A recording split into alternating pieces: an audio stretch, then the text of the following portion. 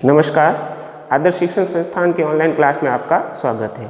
आज हम कक्षा 7वीं विषय विज्ञान का पाठ 3 रेशों से वस्त्र तक का भाग 2 शुरू करते हैं।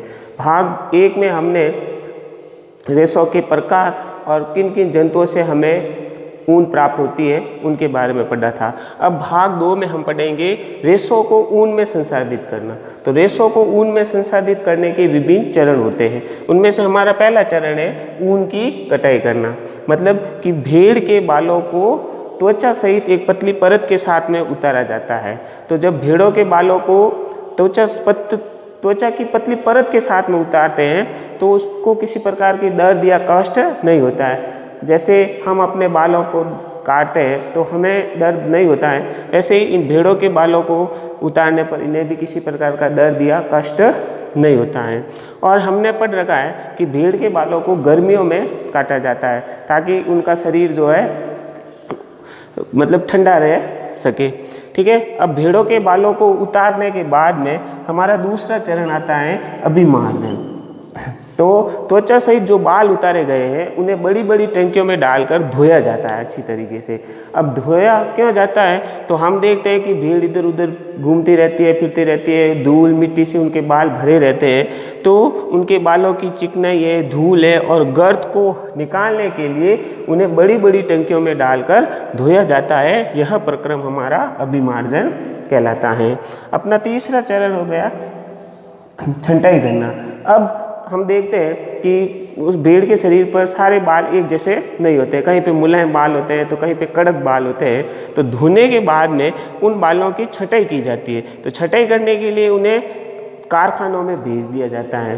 तो वहाँ पर मशीनों द्वारा उन बालों में से मुलायम और कड़क बाल अलग किए जाते हैं। तो अभिमार्जन के बाद रोएदार बालों को कारखानों में भेज दिया जाता है जहां विभिन्न गठन वाले बालों को छाटा जाता है। यह प्रक्रिया अपनी छंटाई कहलाती है। अब हमारा अगला चरण है चौथा।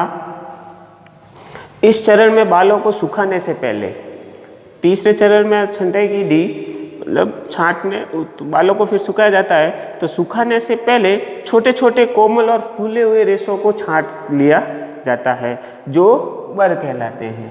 ठीक है, जो किसी काम के नहीं होते, बहुत छोटे छोटे होते हैं। तो उनको बालों को अभिमार्जन के बाद सुखाने से पहले इन बरों को अलग कर लिए जाते हैं। इसके बाद उन रेशों को पुनः अभिमार्जित किया जाता है, फिर वापस और अच्छी तरीके से धोया जाता है। तो इस प्रकार प्राप्त उत्पाद धागों के रूप में काटे जाने के लिए उपयुक्त ऊन होती है।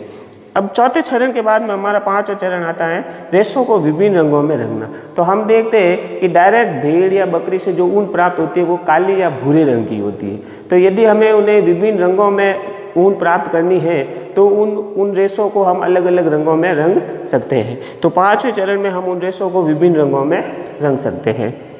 छठा और लास्ट चरण जो है वो रीलिंग कहलाता है, मतलब कि रेशों को सुलझा कर लपेट कर धागा बनाने की जो प्रक्रिया है वो रीलिंग कहलाती है। तो इसके बाद में जो लंबे लंबे रेशे बनते हैं उनसे तो स्वेटर वगैरह बनाए जाते हैं। तो इस प्रकार हमारे रेशों को ऊन में संसाधित करने के 6 चरण पूरे हो जाते हैं। पहला चरण हो गया भेड़ के बालों को उतारना, मतलब कि बालों की कटाई करना। दूसरा चरण हो गया अभिमार्जन, मतलब कि बालों को अच्छी तरीके से धोना। तीसरा चरण हो गया अपनी छंटाई।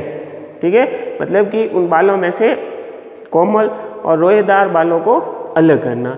फिर चौथा चरण जिसमें और भी छोटे छोटे मुलायम या कोमल बाल होते हैं जो बर कहलाते हैं, उनको अलग करके वापस अच्छी तरीके से धोना और उनसे जो रेशे प्राप्त होते हैं वो ऊन बनाने के लायक होते हैं। और 5वें चरण में हम उन रेशों को रंग सकते हैं अलग अलग रंगों में। और छठे चरण में उन रेशों को सुलझाकर धागा बनाने की जो प्रक्रिया होती है वो होती है। तो इस प्रकार हमारे रेशों को ऊन में संसाधित करने के चरण कंप्लीट हो जाते हैं।